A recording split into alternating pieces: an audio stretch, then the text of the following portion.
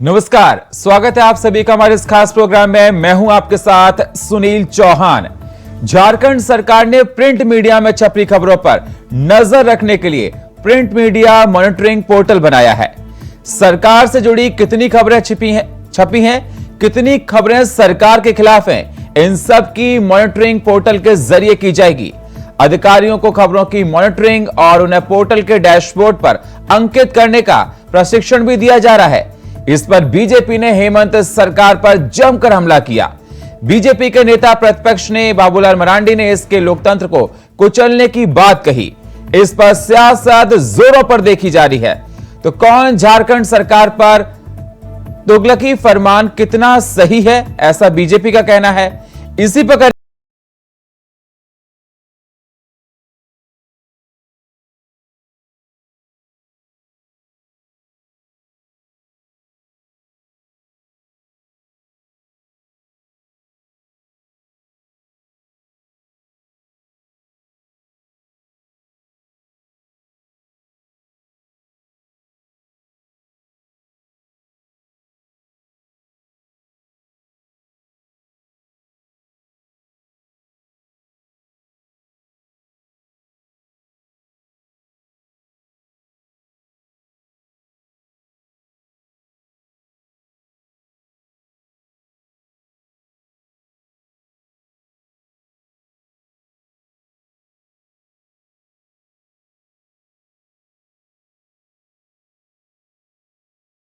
की नीति और नियत पर सवाल उठाने का मौका मिल गया है।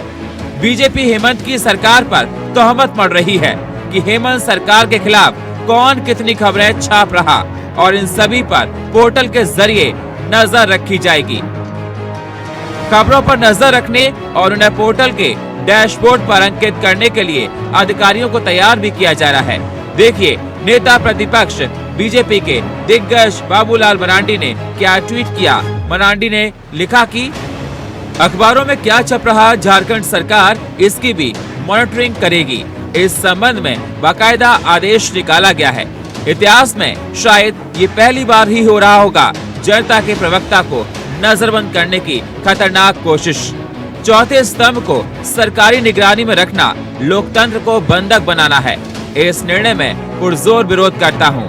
अकबर इलाहाबादी ने ऐसी सरकारों के लिए लिखा था, खींचो ना कमान को ना तलवार निकालो, जब तोप मुकाबिल हो तो अखबार निकालो। इस ट्वीट के बाद बीजेपी ने सरकार का विरोध किया है।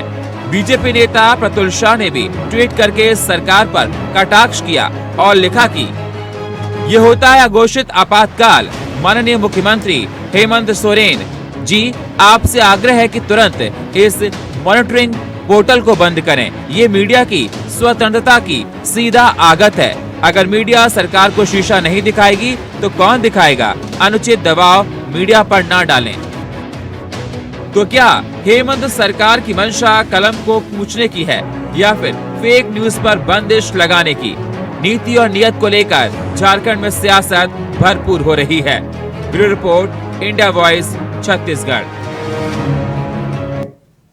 तो जिस प्रकार से देखा जा रहा है, छत्तीसगढ़ में ये बताया जा रहा है कि अब सरकार प्रिंट मीडिया के निगरानी रहेगी। इसको लेकर एक पोर्टल बनाया गया है और इस पोर्टल के माध्यम से राज्य सरकार निगरानी करेगी क्या चल रहा है। इस पर बीजेपी ने तमाम सवाल खड़े किए हैं।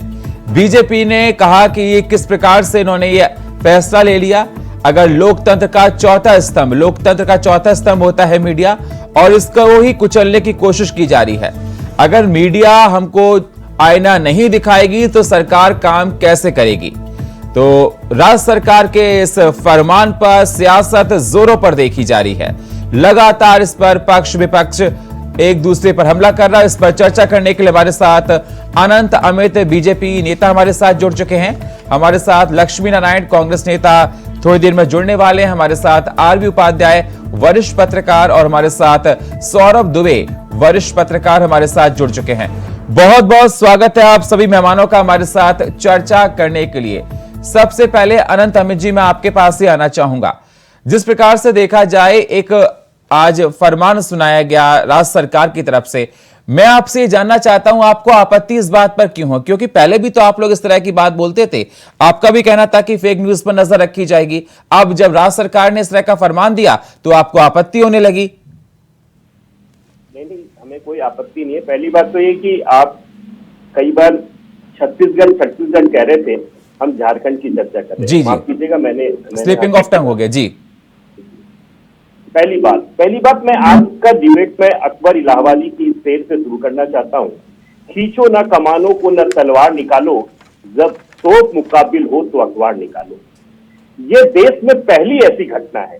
देखिए, मॉनिटरिंग करने की बात, दो बातें हैं। एक तो आप जिस तरीके से लोकतंत्र के ऊपर आघात कर रहे हैं, आप देश के चौथे स्तंभ पर जिस तरीके से राजा एक डंडा लेकर एक बैठा दे रहे हैं ऑफिस के बाहर कि आप क्या छाप रहे हैं क्या नहीं छाप रहे हैं, ये निगरानी होनी चाहिए। निगरानी किसकी होनी चाहिए?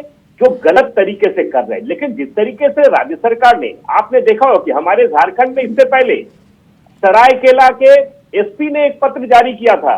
आपके जानकारी के लिए इंडिया वॉइस के माध्यम से अपने राज्य की जनता को मैं बताना चाहता हूं। इस तरीके से और भी कई दूसरे जगह के पुलिस कप्तान ने जारी किया था। और इसके बाद कल सरकार ने एक जो अध्यादेश जारी किया है, वो निश्चित तौर पे ये अघोषित इमरजेंसी की तरह है। चौथे स्तंभ पे करारा प्रहार है।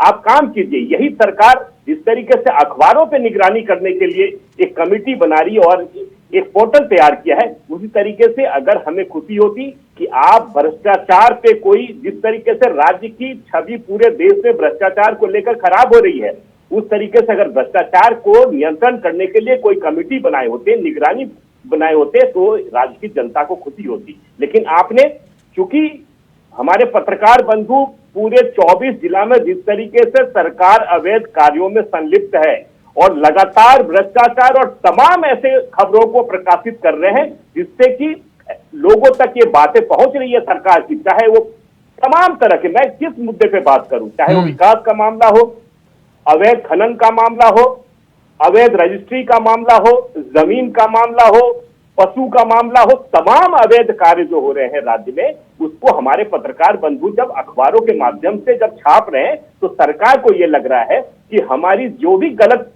चीजें हम कर रहे हैं वो जनता तक जा रही है। निश्चित तौर पे उसको ये रोकने का ये प्रयास है। आनंद जी मेरी आवाज अगर आपको मिल रही, मैं आपसे जानना चाहूंगा, पहले तो आप लोग बोलते थे फेक न्यूज पर हम लोग कार्रवाई करेंगे, आज जब राज्य सरकार इस प्रकार से कर रही है तो आपको आपत्ति हो रही है? अगर कोई फेक न्यूज पब्लिश करता है, कोई इस तरह से देख रहा है, तो इस पर अगर मॉनिटरिंग हो रही चाहिए जी नहीं, हम आपकी बात से सहमत है। अगर कोई फेक न्यूज आ रहा है तो निश्चित तौर पर उस पर कार्रवाई होनी चाहिए। लेकिन सरकार ने जो अध्यादेश लाया है वो एक मॉनिटरिंग सिस्टम, एक डैशबोर्ड तैयार किया है। उसमें यह देख रहे हैं कि जो गलत न्यूज छप रहा है, फेक न्यूज के, अगर वो फेक न्यूज है तो निश्चित तौर पर सरकार को कार्रवाई करनी चाहिए। लेकिन अखबारों के खबरों पे मॉनिटरिंग करना निश्चित तौर पर चौथे स्तंभ पर यह आघात है।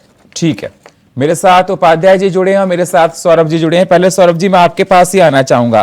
सरकार ने जिस प्रकार से यह आदेश दिया, क्या ये कितना सही और कितना गलत? सही गलत की बात तो आगे की बात है। सबसे पहले इन पार्टियों का जो राजनीतिक दल है ना, इनका स्टैंडर्ड में बताऊंगा। जहाँ जो सरकार में होती है वहाँ ये क्या करती में होती है तो इनकी भाषा बदल जाती है। सर, आपकी आवाज क्लियर नहीं आ रही, आपकी आवाज अभी थोड़ा क्लियर की जाएगी। मैं उपाध्याय जी के पास जाऊंगा, फिर मैं आपके पास आता हूं। उपाध्याय जी, मेरी आवाज आपको मिल रही है सर? हाँ, मिल रही है सर। जिस प्रकार से राज्य सरकार ने, झारखंड सरकार ने ये फैसला लिया, ये आदेश जारी किया प्रिंट मीडिया को लेकर, ये फरमान, ये आदेश कितना सही है आपकी नजरों में और कितना गलत है? देखिए सुनील जी, अलोकतांत्रिक है, लोकतंत्र का चौथा स्तंभ है और उस पर अगर निगरानी होती है या उस पर कोई बंदिश लगाई जाती है तो मैं समझता हूं निंदनीय है। अगर कोई फेक न्यूज है तो उसके खिलाफ कार्रवाई होती है, उसमें कोई दिक्कत नहीं है। लेकिन सबको मॉनिटर किया जाएगा, कौन क्या बोल रहा है ये नोट किया जाएगा, तो ये ठीक नहीं।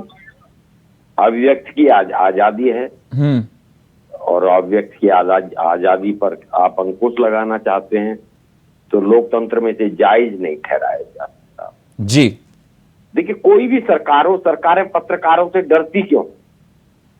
सरकारों को डर, देखिए, जो पत्रकार है वो जनता की आवाज होता है, जनता की जो समस्याएं होती हैं उनको उठाता है, जनता के जो दुख दर्द हैं उनको शासन प्रशासन के सामने लाने का प्रयास करता है। और समाज भी कहीं ना कहीं ये उम्मीद करता है पत्रकार से और पत्रकारिता से जी कि वो जो उसके सारोकार है, जो उसका दुख दर्द है, उसको सरकार के सामने लाए। और सरकारें सच्चाई से घबराती हैं, वो नहीं चाहती कि भी, वो चाहती है कि जैसा हम दिखाएं वैसा ही सब माने और वही सत्य हो, जबकि उसमें बहुत सारी आर्टिफिशियल चीजें होती हैं। जैसे आजकल देखा जाएगा सब विकास की बात करते हैं, विकास विकास विकास विकास है कहां पर, किसका विकास हो रहा है? वो दिखना भी चाहिए। जब वो दिखेगा तो फिर प्रचार करने की जरूरत नहीं रहेगी। कामोवेश अपने झूठ को छुपाने के लिए, अपने काले कारनामों को छुपाने के लिए पत्रकारों से डरते हैं और पत्रकारिता से डरते हैं कि भी कहीं हमारे जो राज हैं ये उजागर न हो जाए। और इसीलिए सरकारें भरसक कोशिश करती हैं, दबाने की कोशिश करती हैं, पत्रकारों को बंद कर दिया जाता है, पुलिस प्रताड़ित करती है, बहुत सारे हथकंडे अपनाए जाते हैं। लेकिन पत्रकार जैसे एक फौज का सिपाही बॉर्डर पर खड़ा रहता है, उसी तरीके से पत्रकार है, वो समाज के बीच रहता है। भले ही कितना भी दमन हो, वो उन सब दमन को सहते हुए और जनता की जो आवाज है, जो सच्चाई है, वो दिखाने की कोशिश करता है। यानी सरकार को आईना दिखाता है, और आईना देखना किसी को पसंद नहीं है कि कोई पत्रकार आईना दिखाए सरकार को। इसीलिए गोली मारी जाती है, पत्रकारों को जेल में डाला जाता है, सेंसरशिप लगाने की कोशिश की जाती है। यानी जितना दमन हो सकता है उतना दमन सरकारें करने की कोशिश करती हैं। जी जायज कभी नहीं ठहराया जा सकता। और लोकतंत्र में चौथा स्तंभ है तो उसकी अपनी जिम्मेदारी है, पत्रकार अपनी जिम्मेदारी निभाते हैं। जी सरकार को पसंद नहीं आती है तो इस तरह के अध्यादेश भी लाए जाते हैं, इस तरह का सिस्टम डेवलप किया जाता है कि जो हम चाहें वही दिखाया जाए और जो हम चाहें वही छापा जाए। जी, हमारे साथ सर मैं आपके पास आऊंगा, हमारे साथ लक्ष्मी नारायण जी जुड़ चुके हैं, कांग्रेस के नेता हैं। लक्ष्मी जी स्वागत है, आप थोड़ा लेट आए। सवाल मेरा आपसे यही है, जिस प्रकार से अगर बताया जाए क्या ये फरमान तुगलकी है? बीजेपी को आपत्ति है, हमारे साथ दो जर्नलिस्ट बैठे हैं सीनियर, उनको भी आपत्ति है। उनका कहना है कि अगर सरकार कोई ऐसे काम नहीं कर रही तो अगर हम दर्शाते हैं जनता के बीच में, हम तो जनता की आवाज है, तो इससे आपत्ति क्यों? आपको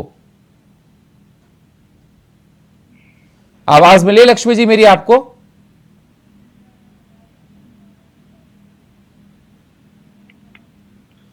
फिरोज जी मेरी आवाज आपको मिल रही है? आ रही, आपकी आवाज आ रही है। जी फिरोज जी, मेरा सवाल आपसे है, जिस प्रकार से देखा जाए, अभी हमारे साथ अनंत अमित जी जुड़े थे, हमारे साथ वरिष्ठ पत्रकार उपाध्याय जी थे, जो आपका ये फरमान है उस पर नाराजगी जाहिर कर रहे हैं। उनका कहना है कि जनता की आवाज होते हैं पत्रकार, और जो हम पब्लिश करते हैं जनता के बीच में जाता है। तो ये फरमान तुगलकी है जो आपने जारी किया है प्रदेश में? क्या फरमान जारी किया मुख्यमंत्री जी ने? जिस प्रकार से मानिए, जब उनको पता ही नहीं है कि भी क्या जारी किया है। पता ना, मुझे मैं जानना चाह रहा हूँ ना पत्रकार महोदय से। आप लोग इतना आप लोग जानते हैं, हम लोग बेचारे बैठे हैं। मैं बहुत लंबी चौड़ी बात नहीं बोलूंगा, आपसे एक सवाल है, आप एक मैं यही कहना चाहता हूँ। जी जी, एक आराम से एक एक करके सर जी। क्या पत्रकारों को अभिव्यक्ति की आजादी से वंचित रखा जाना चाहिए? क्या मैं आऊंगा आनंद जी, आपके पास आऊंगा। फिरोज जी आवाज मिल रही है मेरी आपको? जी जी आ रही। हाँ जी, सवाल मैंने जो कहा वो आपने सुन लिया होगा। आपत्ति बीजेपी को इस बात की है, मैं जिस प्रकार से कि जिस प्रकार आप प्रिंट मीडिया पर एक पोर्टल बना रहे हैं, उसकी मॉनिटरिंग करने की बात कर रहे हैं, और आपका कहना है कि जो फेक न्यूज हैं उन पर हम कार्रवाई करेंगे। तो किन पैरामीटर्स पर आप डिसाइड करेंगे फेक न्यूज है कि फेक न्यूज नहीं है?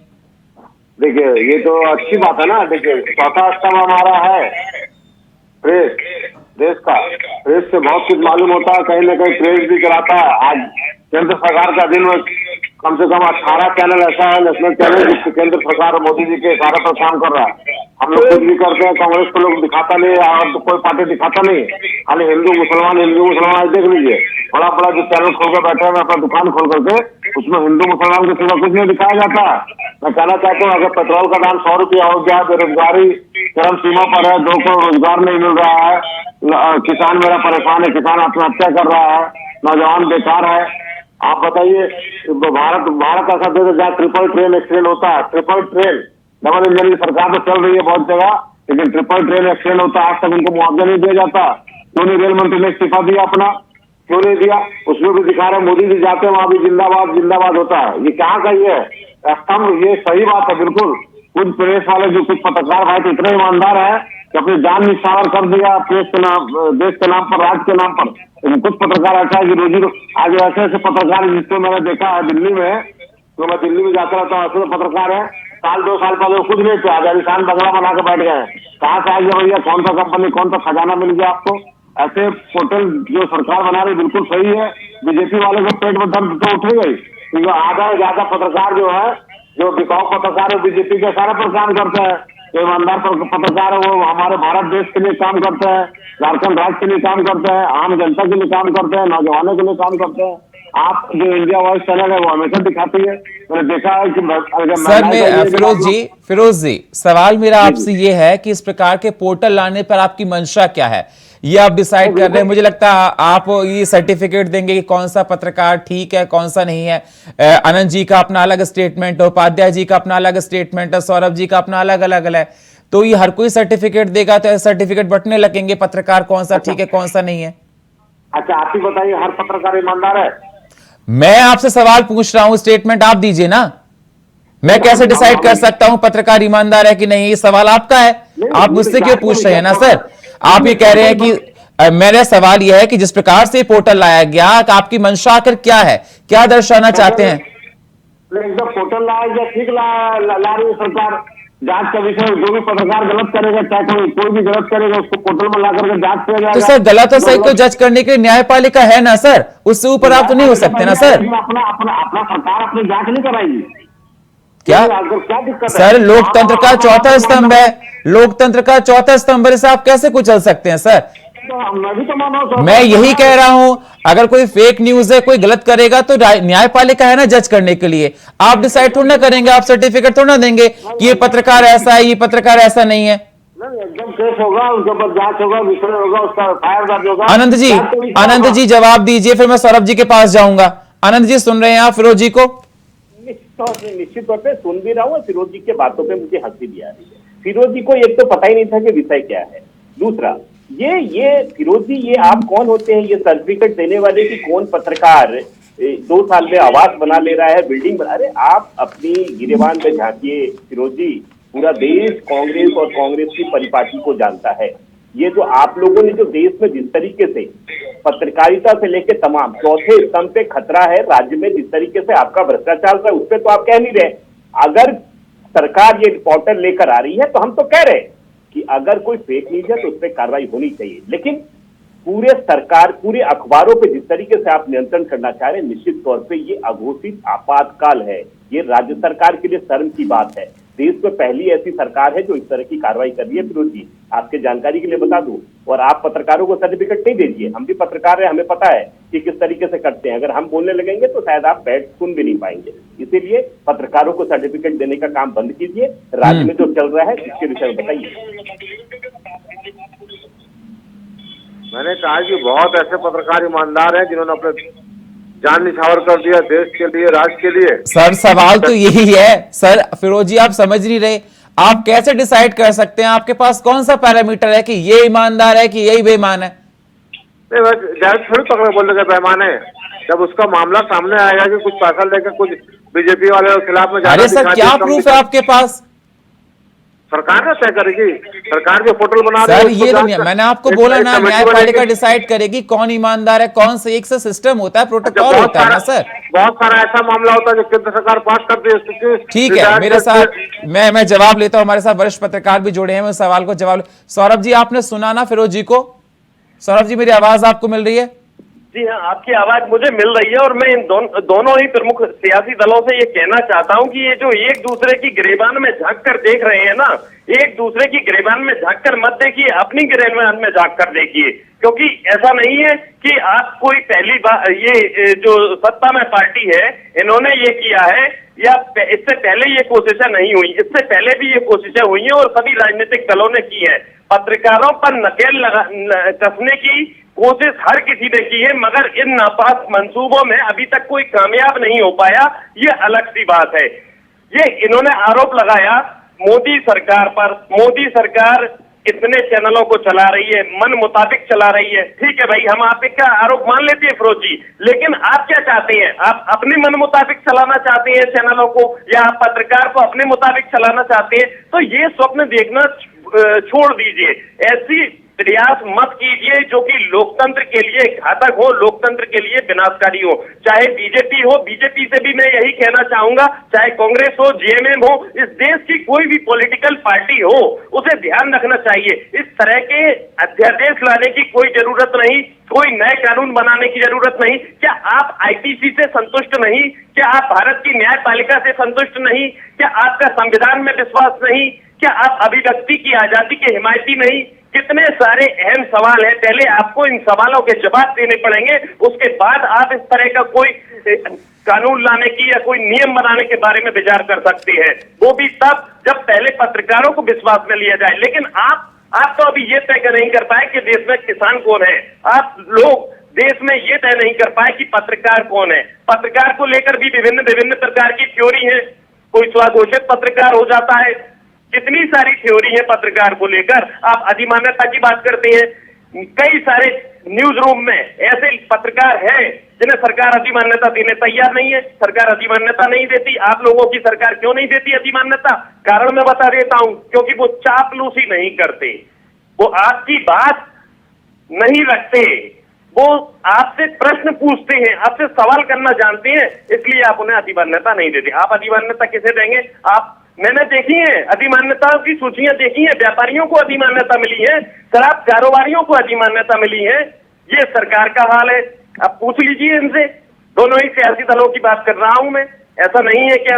आप कोई पैमाना तो बनाइए, आप अभी तक कोई पैमाना ही नहीं बना पाए। गजब हाल की है। ये चौथा स्तंभ है तो चौथे स्तंभ की एक गरिमा होती है, चौथे स्तंभ की गरिमा तो कायम रहने दीजिए। क्या कोई आपसे सवाल ना करे? जो कोई आपसे सवाल करता है, जो कोई आपके विरोध में आवाज उठाता है, किसी भी प्रदेश में देख लीजिए, राज्य सरकार होगी तो आप मुकदमा दर्ज कर देते हैं। ऐसे कैसे चलेगा? लोकतंत्र क्या सुरक्षित रह पाएगा ऐसे? आपको गारंटी लेनी होगी कि कोई झूठा मुकदमा दर्ज नहीं होगा, और अगर झूठा मुकदमा दर्ज होता है, अगर न्यायपालिका में ये सिद्ध होता है कि किसी पत्रकार पे झूठा मुकदमा दर्ज हुआ, तो आपको, अगर आपकी सरकार है, तो हर्जाना भी देने के लिए तैयार रहना चाहिए। और लाइए इस तरह के नियम, क्या बुराई है? फेक न्यूज बंद होगी, अपने आप बंद होगी। जी बिल्कुल बिल्कुल, मैं फाइनल कमेंट लूंगा। उपाध्याय जी, आपने सुना होगा, सभी को फाइनल कमेंट दीजिए जिस प्रकार से सौरभ जी ने बोला, और सुना होगा कि अगर कोई भी गलत काम करेगा, पत्रकार उनके विपक्ष में कुछ लिख देता है, तो क्या ये उसको ब्लैकआउट, उसको बैन करना कितना ठीक? देखिए, राष्ट्र नहीं आता ना, जो भी राजनीतिक दल हैं या सरकारें हैं जी, पत्रकार आप गलत करते हैं तो पत्रकार गलत लिखता है। जब गलत देखता है, वो महसूस करता है कि गलत हो रहा है, तब वो अपनी कलम उठाता है और लिख देता है। और उससे घबराहट क्यों होती है? अपने आप को सुधारिए, पत्रकारों को सुधारने की बजाय सरकारें अपने आप में सुधार लाएं, अपने आचरण में सुधार लाएं, पारदर्शिता लाएं, भ्रष्टाचार बंद करें। फिर कोई जरूरत नहीं है पत्रकारों से डरने की। जब आप ईमानदार हैं, जब आपके अंदर चोर बैठा होता है तो आपको डर लगता है, आपको लगता है कि अगर ये बात उजागर हो गई तो हमारे लिए जवाब देना मुश्किल होगा। तब आप पत्रकारों पर हमले कराते हैं, पत्रकारों को केस कराते हैं, बंद करते हैं, यानी उनकी आवाज को कुचलने की कोशिश करते। और बिल्कुल ठीक कहा अभी सौरभ दुबे जी ने कि कोई भी सरकार हो, किसी को पसंद नहीं है उसे आईना दिखाना। यानी उसकी गलतियों को दिखाना, छापना, ये बिल्कुल पसंद नहीं। सबको वही पत्रकार अच्छे लगते हैं जो जी हजूरी करते हैं। जी सर, आम के बिल्कुल। पेड़ को बबूल का पेड़ बता देते हैं। ठीक है सर। वही पत्रकार उन्हें नजर आते हैं और वही पत्रकारिता से शासन। जी बहुत बहुत शुक्रिया आप सही मेहमानों का हमारे साथ जुड़ने के लिए। अनंत जी आपका, लक्ष्मी जी आपका, आरबी उपाध्याय आपका और सौरभ जी आपका। तो जिस प्रकार से देखा जाए, अगर बात की जाए, लगातार पक्ष विपक्ष इस पर तमाम सवाल उठा रहा है, लेकिन बात ही निकल कर आती है कि लोकतंत्र का चौथा स्तंभ है, और अगर लोकतंत्र के चौथे स्तंभ पर सरकार इस प्रकार से प्रहार करेगी तो पारदर्शिता कहां जाएगी। लेकिन अब देखना होगा राज्य सरकार में जनता इसे कैसे देखती है। और फिलहाल हमारे इस खास प्रोग्राम में इतना ही। बाकी खबरों के लिए आप बने रहिए इंडिया वॉइस के साथ। तब तक के लिए नमस्कार।